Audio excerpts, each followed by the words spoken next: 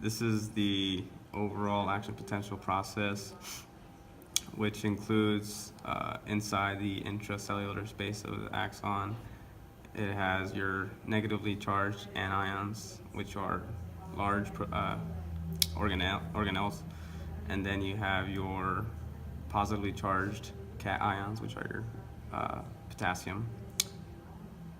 And on the outside, in the extracellular space of a neuron, you have your positively charged sodium ions, both of which are separated by a cell membrane, which also includes your voltage gate sodium channel, your voltage gate potassium channel, and your sodium potassium pump, all of which this occurs inside the nodes of Ranvier. First step is resting membrane potential.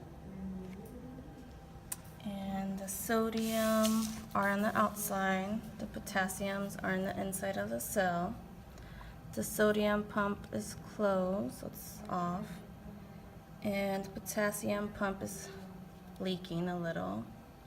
And the sodium potassium pump is off.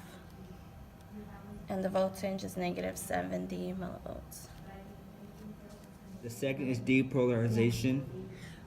The sodium is starting to open, which makes it go inside the membrane. The potassium pump is closed. The sodium pump is open. The sodium potassium pump is closed, and the voltage is 30 millivolts. The third step is repolarization, and the sodium is inside the cell along with the potassium. So the potassium starts leaving because it's too positive. The sodium pump is closed, so no more sodium can go in, and the potassium pump is open, so potassium can leave. So potassium's leaving because it's become too positive inside the cell. The sodium potassium pump is closed, and we go back to negative 70 millivolts. This is the hyperpolarization step in the action potential process. Once your potassium ions have left the intracellular space into the extracellular space of the neuron, it creates a dip in the whole process, which creates a negative 90 millivolt charge,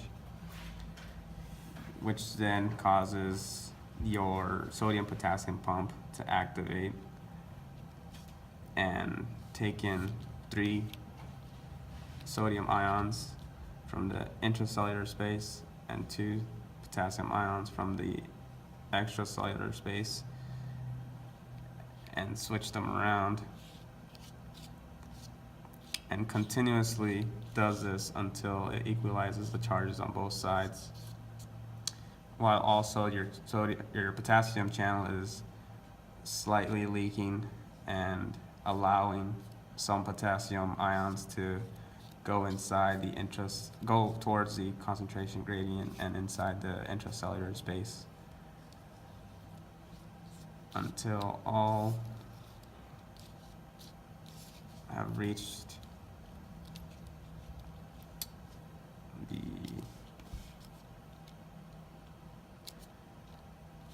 the correct charge. I'm only going to do 2 iterations because this.